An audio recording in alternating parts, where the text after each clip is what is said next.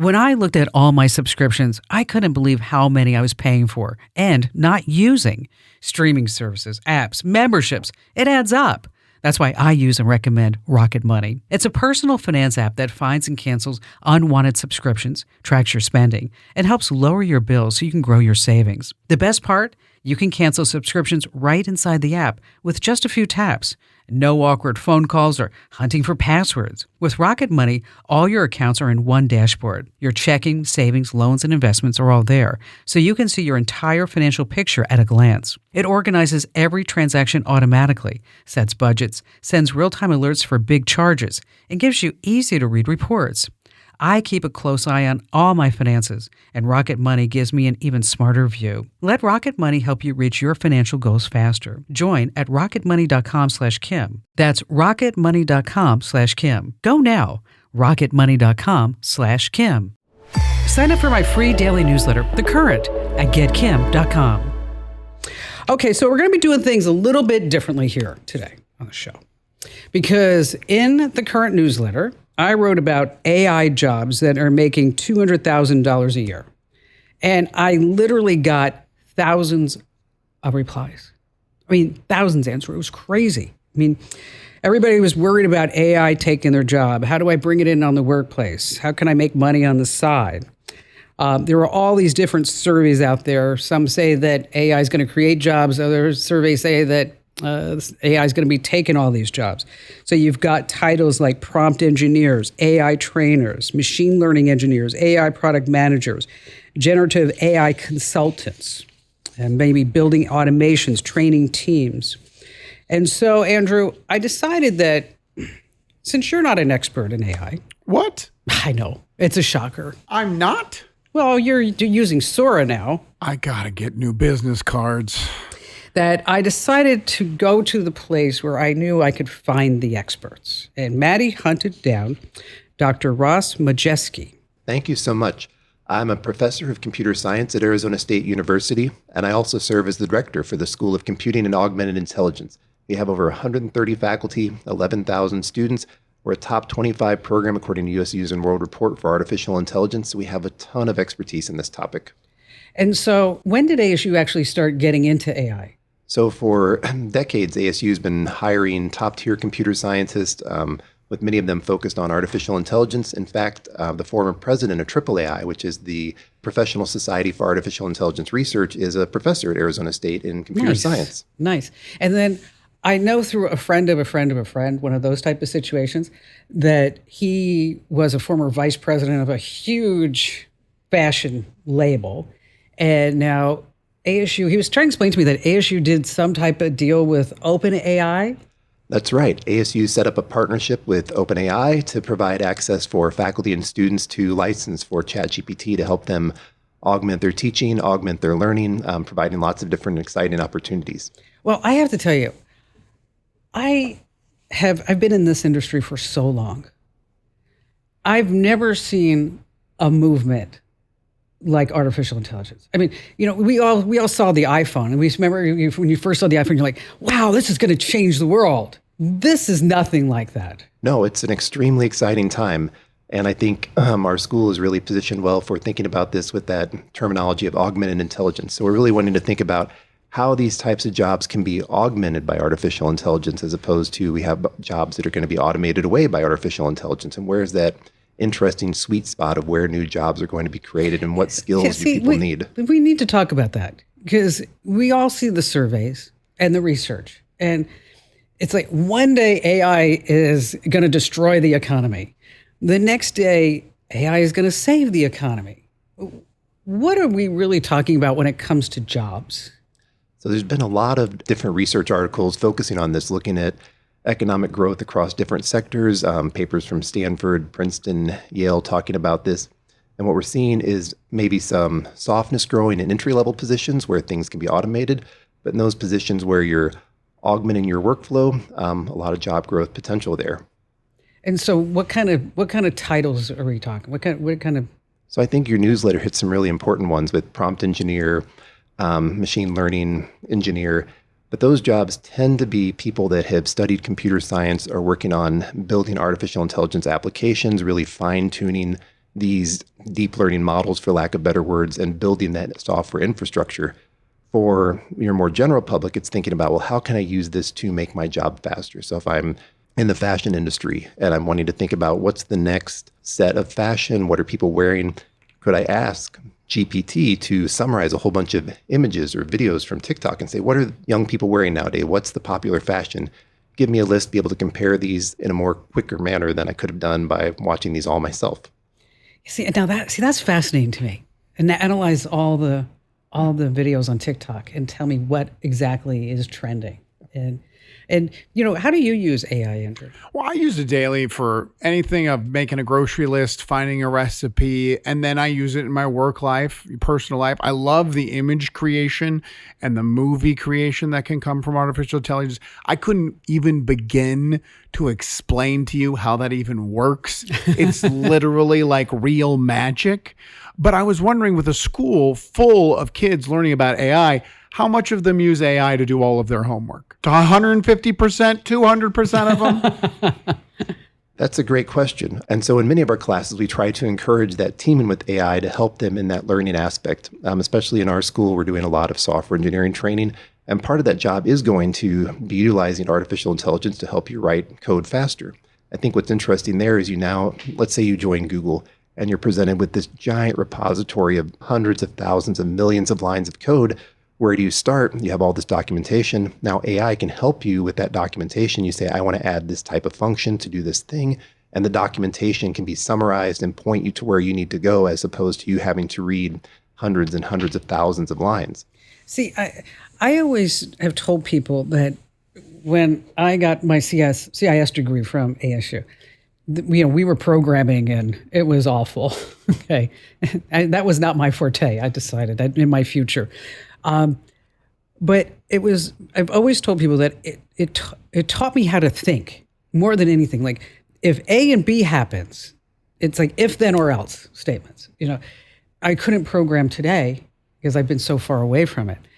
As you're talking about giving software engineering degrees and doing this type of curriculum, how much of that is going to be really relevant when they get into the workplace 2 years from now, 3 years? Because this AI is moving at an exponential pace. I mean, every day it seems like it's getting a little bit better, and almost in scary ways. I loved what you just said about universities teaching you how to think critically and logically. And I think that's what an engineering degree, a university degree does across many disciplines: English, history, philosophy, computer science. We want you to think logically about a problem. How do you break it down into steps? And this is what you wind up using ChatGPT for as well, too. Ask it a question, break these things down into steps, and try to get an appropriate response that you can put together into a meaningful output. And as GPT comes into the workplace, one of the challenges that I have had as an employer is people using it too much. Oh, absolutely. There's a fascinating study from MIT looking at having students write essays. Some of them were given access to GPT, others had to write it old-fashioned way, and showing the level of cognition and reliance on these models. And the group without GPT were, of course, slower, but seemed to actually have more uptake. But there's a sweet spot in between of how much before I become over-reliant on this technology. Sometimes I think I might be over-reliant. Absolutely. It's nice to have a little crutch. In your best opinion, though, what percentage of the workforce do you think is going to be replaced by AI? Oh, that's a great question. And I think it really depends on what we're talking about, the broader workforce. So if you're talking about a plumber or AC repairman coming to your house, GPT is not going to suddenly be able to, snake my sink. If I'm talking about software engineers, well, of course, now maybe I can program faster at a higher pace.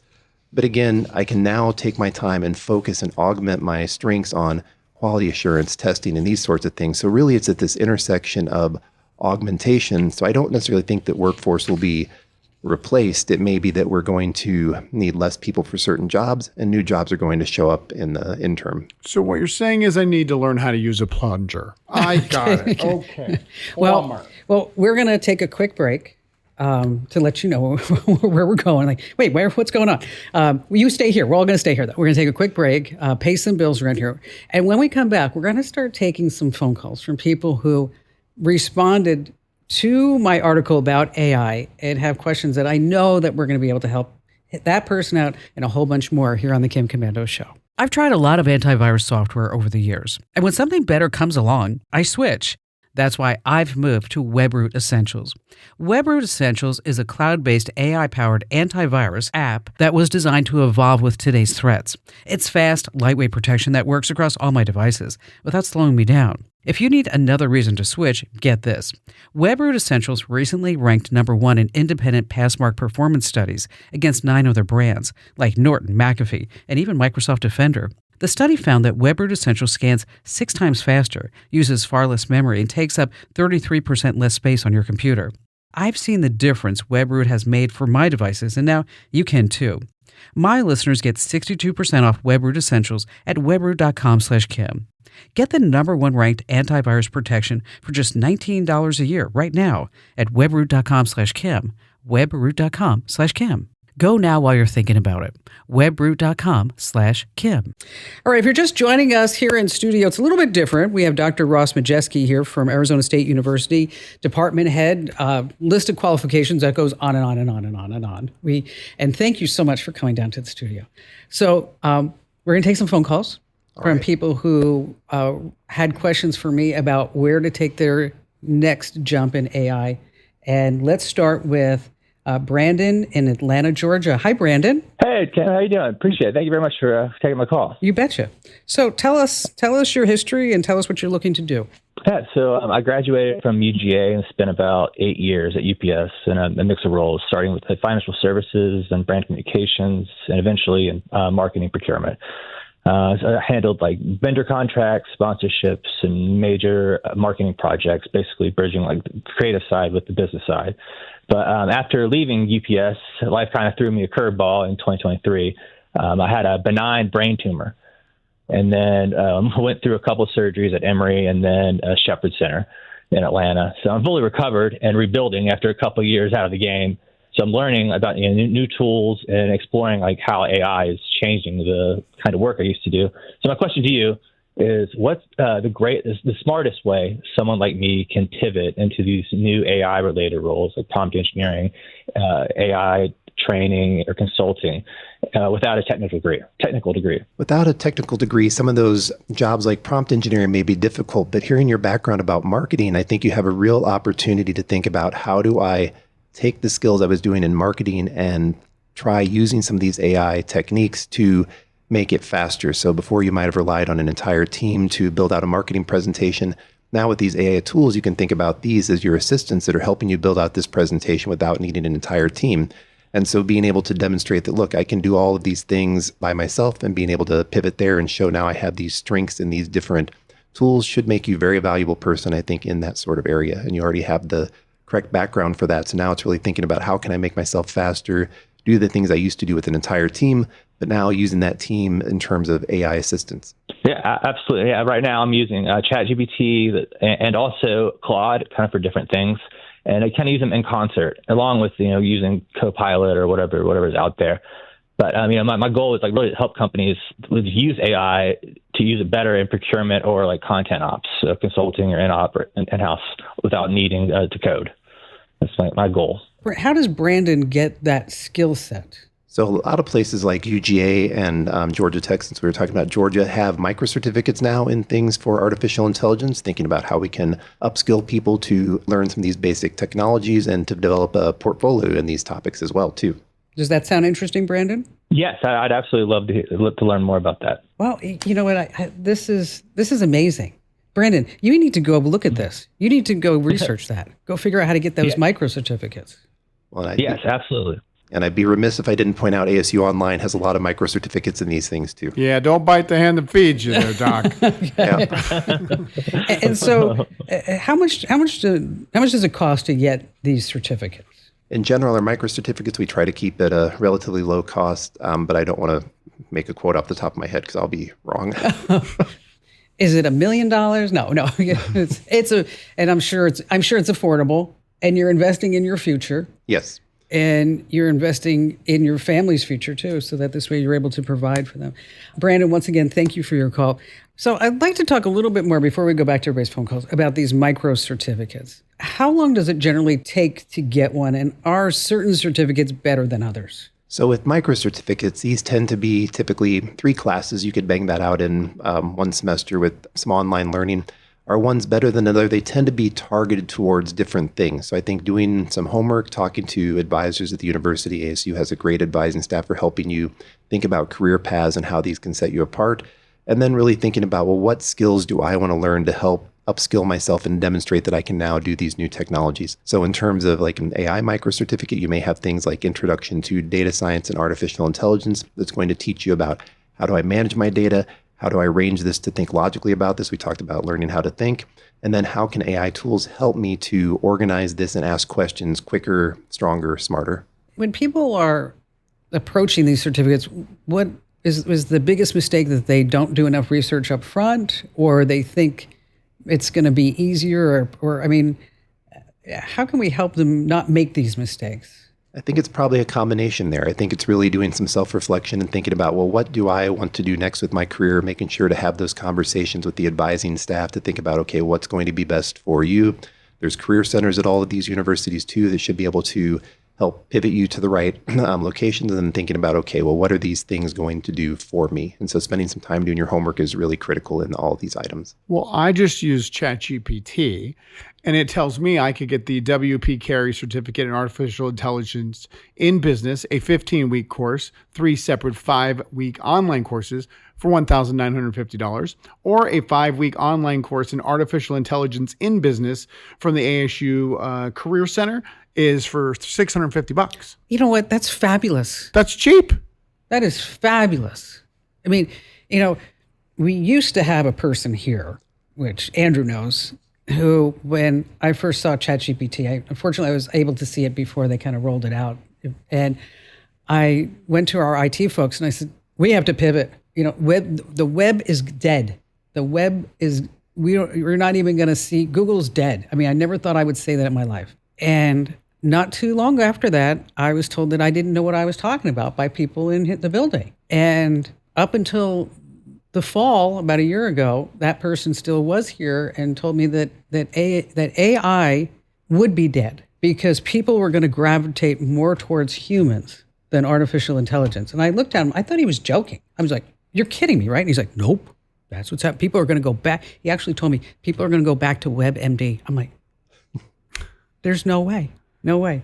But is there, real quick, is there a AI bubble, like the .com bubble? Is there so many of these chatbots and services and companies that at some point something's got to give? I mean, that's a good point, Andrew, because anytime you look at any type of company's stock report or their annual meeting, I think they're throwing AI in like 600 times in an hour and a half or some crazy thing like that. Well, if I could predict the stock market, I wouldn't be a director of the school, right? Then what use are you to us? Please, come on, that's why you're here. Yeah. But I think that's a really fascinating question, and we're likely going to see some companies that are winners and losers here, and it'll be really interesting to see what sort of applications come out of this. You mentioned doctors. Wouldn't it be nice to be able to ask a second opinion from an AI doctor just to get a sort of baseline check? We've shown that AI technology is really good at reading certain CT and MRI scans. They're not good at finding things that they haven't seen before, but if what you have is something that's seen many, many times, it may do a very good job at catching this and give you a second opinion, summarize these sorts of information. So I think there's a lot of really interesting opportunities for people to build applications and build out this space. And it'll be interesting to see what companies wind up being the winners after all the dust settles with everything. How fast people have adopted this technology is so fascinating to me. That's right. It doesn't matter how old you are, how young you are. I mean, it's all across the board. I don't Google search anymore. It's already become second nature that I go to a different place to get my information. For sure. This episode is brought to you by Indeed. Stop waiting around for the perfect candidate. Instead, use Indeed sponsored jobs to find the right people with the right skills fast. It's a simple way to make sure your listing is the first candidates see. According to Indeed data, sponsored jobs have 4 times more applicants than non-sponsored jobs. So go build your dream team today with Indeed. Get a $75 sponsored job credit at Indeed.com/podcast. Terms and conditions apply. Let's see. We have Debbie in Dallas, Texas. Hi there, Debbie. I'm sure you get a lot of jokes about that. Yes, I do. Unfortunately. How are y'all doing today? Thank you for having me. So tell us about you. Well, I'm a person who is artistic and analytical. And I guess my main question after reading your article that my husband told me I had to, by the way, he is a big fan. He said, one thing you've got to say is he loves your jokes. Thank you. Thank you. But You know what? I've been using, you know what? Yes. I after we get done, I'm going to put you on hold, and we're going to send your husband, and you, if you want, I can send it to you, and you can give it to him as a surprise. I'll send you like a swag bag with the hat and a photo and everything. Oh, he would love it, love it, love it, love it. Perfect. Almost every morning, that's how we start out, is he's read your email, and we discuss some part of it at least. Oh, good. This is bribery just to get people to continue to like your awful jokes. It I won't works. stand for this. Oops, a little strong, huh? No, really, though, seriously, it comes from recently my having to use AI in a very intensive manner that I was unexpected to do, from going from art stuff, using it for ideas for photographing or painting, etc. But then I've been using it the last several months for a huge identity theft issue. And so I've gotten to know how it works, but my question, or somewhat know how it works. For someone with my type of background, being artistic, a teacher of a second language, and analytical, mathematical background, is it really realistic for me to be able to move or even begin to research what skills I still need to learn to become an AI trainer or evaluator? Absolutely. None of us are ever too old to learn. And I think with your math background, artistic skills, analytic capabilities, you already have told us you're using an AI in tons of ways that you never expected. So you're already developing those skills and thinking about how to integrate those into your current job. So I think you're well positioned for setting yourself up for success here. Wonderful. Thank you very much. Yes, if I might, do you mind if I kind of give you my take on, just a small one, on AI going from not knowing very much. Sure, go to ahead. being in Go ahead. depth. Yeah. I have found that it responds back or mirrors, reflects what you put into it, your strengths, the things that you need it to do, and it will respond in kind. And that also being kind, nice, empathetic, organized, and putting it out there, it makes a huge difference. That may sound kind of strange, but it's almost like a connection with another human. You know what? And that communication is the biggest You know part. what? People have that connection. And thank you for your call today, Debbie. The connection, I don't know if you remember this call that we had, Andrew, or maybe it was just a note that I got from a gentleman who's married for 57 years. His wife has dementia. And so he put his wife's personality into ChatGPT. And so now he has conversations with his wife, but it's ChatGPT, but he doesn't feel so lonely. That's so nice. I think it's really important to remember here, a lot of the literature has really tried to anthropomorphize these things. But we're talking about, well, if I say something nice to it, it says something nice back.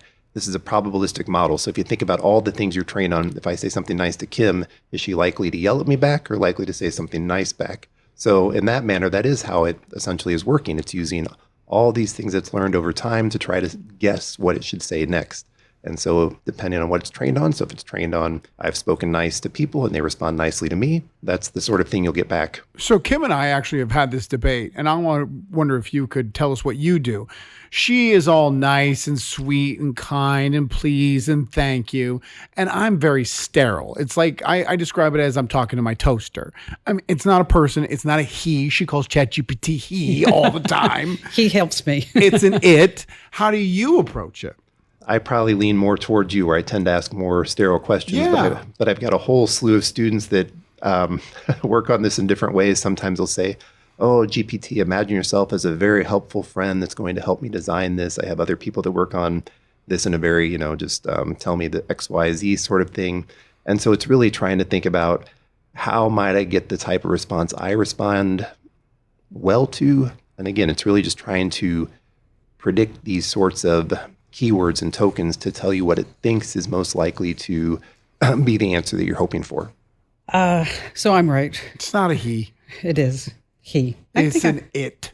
It's not a toaster. Tell you that much. Melissa in Arlington, Texas. Hi there, Melissa. Hey, how are you guys doing today? Wonderful. So, what's your question for Dr. Maciejewski? Well, it seems to be AI is the talk of the town. Apparently, yes. Looking through the current that Kim provides via email every day, it seems like I get something. But this one in particular caught my attention, and I'm reading through this and kind of figuring out how I could fit into this sector.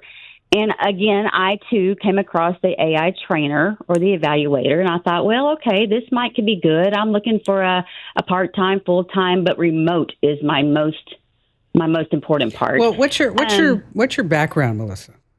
My background, I am in the travel business, and have been for the last 26 plus years. And of course, with all the COVID stuff that came and went, things have changed in the industry as such, whereas we are no longer in a storefront. So that puts us behind a computer at our homes. And so for me to be able to keep doing what I'm doing, where I'm doing it, I need something along those lines. And so that kind of grabbed my attention. I thought, well, okay, I can be nice. I can be nice and learn how to teach the AI people how to respond nicely. But my thing was this: after I continued reading on through all of these things, and at the very bottom it says, want to get started? Nervous about it? Absolutely. Don't know how to pivot? No, I don't. Or where to start? That's why what I'm asking. I'm looking for any advice. How do you get your face in front of someone else's face? Obviously, that's kind of hard to do these days sometimes when you're sitting behind a computer. You're not in front of people anymore like you used to be. So what do we do? You tell me, what's the best course of action in this respect? Because it's obviously not going away. And apparently it's going to be the new way of the world. So you have to get on the train or you're going to get left at the station. That's true. And I'm not talking about Yellowstone, okay? So, we don't want to go to that train station. No, we're not going to that. We're never going to that train station. Never. Okay. All right. So if you can, I'm listening. I'm open for any advice that you may have to offer, any connectors, any direction. Okay.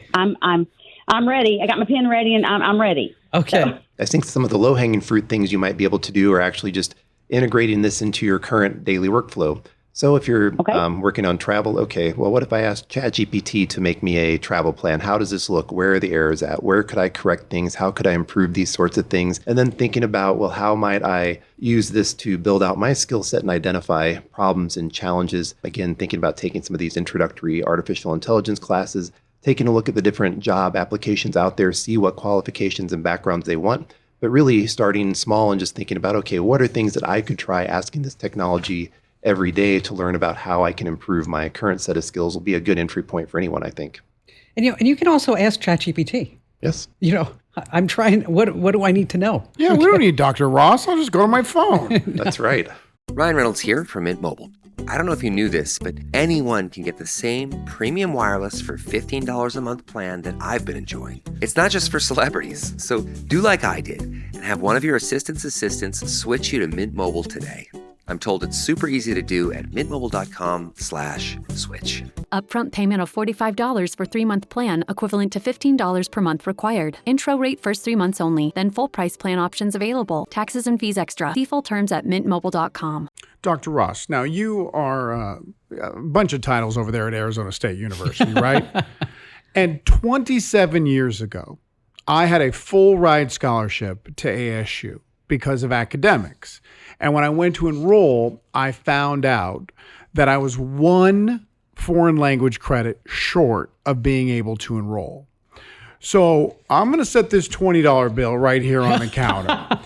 And if it mysteriously goes away, but yet my foreign language transcript gets changed by your AI machines, I'm not going to have a problem with that. I'll see what I can do. I appreciate that. And I think ChatGPT probably can help you out with all your foreign language needs right now. Exactly. I don't even need those credits anymore. We can understand Vietnamese now is what we learned. It's ridiculous. Everything. Yes, I'm a good tipper. That's what I learned. Well, Dr. Maciejewski, this was all incredibly helpful. Thank you for being here. So tell us about ASU's online AI classes and the certificates and all the good stuff. This is your chance to bring it home, baby. Well, like I said before, ASU is extremely well positioned in artificial intelligence. We've got a great set of classes ranging from folks at business to our new game school to, of course, my home is computer science and the School of Computing and Augmented Intelligence. So if you want to get a deep dive into all of the technical details about things like deep neural networks, you might come to computer science. If you want this sort of introduction to data science and AI, you may start with W.P. Carey and work through information science. But what's really exciting to me is that AI is really touching every sort of job out there now. You can really think about how I can use these things to upskill. So I encourage all of our listeners just to play with these tools, think about how they can help them in their daily lives and try things out. It's fun. I mean, I've been having such a great time. I sit there with ChatGPT. My husband, however, will sit there with ChatGPT on his phone and he talks to it like it's his own private scientist, being discussing planetary movements. And I'm like, what is that? What is that? But it's amazing. I think so. I think we're going to see these first, artificial intelligence tombstones, right? You can go back and get advice from your parents or that's others. Coming. It is coming. Absolutely. I mean, there was, just real quick, we don't have a lot of time, but I was offered by an AI company to AI my mother. Wow. I couldn't do it. I think because I've already grieved and I'm just afraid that would bring me steps back, but it is. Well, you have to come back. Anytime. Promise? Sure. Okay, good. Andrew, put your money away. Okay. Fine. I wasn't really going to leave it anyway.